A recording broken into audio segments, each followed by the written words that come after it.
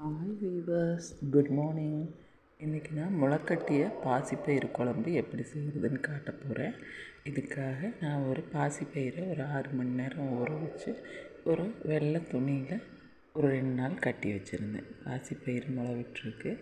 சின்ன வெங்காயம் ஒரு 1/4 கிலோ அளவுக்கு பொடி பொடியாக நறுக்கி எடுத்துக்கோங்க. கருவேப்பிலை ஒரு கொத்து, 3 தக்காளி, இஞ்சி ஒரு துண்டு, பூண்டு 10 பல், garam masala 1/2 teaspoon, mutton masala 1 teaspoon, வர மிளகாய்த்தூள் 2 டீஸ்பூன், வர மல்லித்தூள் 1 டீஸ்பூன், மஞ்சத்தூள் அரை டீஸ்பூன், தேவையான அளவு உப்பு, இஞ்சி பூண்டு பேஸ்ட்டை பண்ணிக்கோங்க.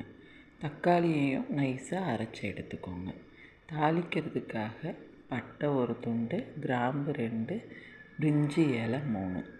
ஒரு குக்கரில் தான் நான் செய்ய போகிறேன்.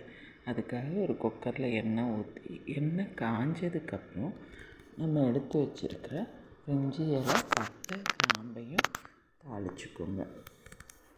அது கொஞ்சம் வதங்கினதுக்கப்புறம் அது கூடவே நம்ம எடுத்து வச்சுருக்கிற சின்ன வெங்காயத்தை போட்டு நல்லா வதங்கட்டும். இந்த இதுக்கு என்னென்னா, உங்களுக்கு பாசிப்பயிறு நம்ம நார்மலாக கடைஞ்சி சாப்பிடுவோம். ஒரு சிலருக்கு அந்த மாதிரி கடையிறது பிடிக்காது. இந்த மாதிரி குழம்பாக வச்சு கொடுத்தீங்க அப்படின்னா விரும்பி சாப்பிடுவாங்க. வெங்காயம் நல்லா வதங்கட்டும் ஃப்ரெண்ட்ஸ். வெங்காயம் வதங்கினதுக்கப்புறமே அது கூடவே நம்ம இஞ்சி பூண்டு அரைச்சி வச்சுருக்கோம் இல்லையா, அதை சேர்த்துக்கோங்க. அதுவும் வதங்கினதுக்கப்புறம் தக்காளி பேஸ்ட் மாதிரி பண்ணி வச்சுருக்கோம் இல்லையா, அதையும் சேர்த்து நல்லா அந்த எண்ணெயிலையே வதங்க விட்டுருங்க. நல்லா வதங்கிட்டுருக்கட்டும்.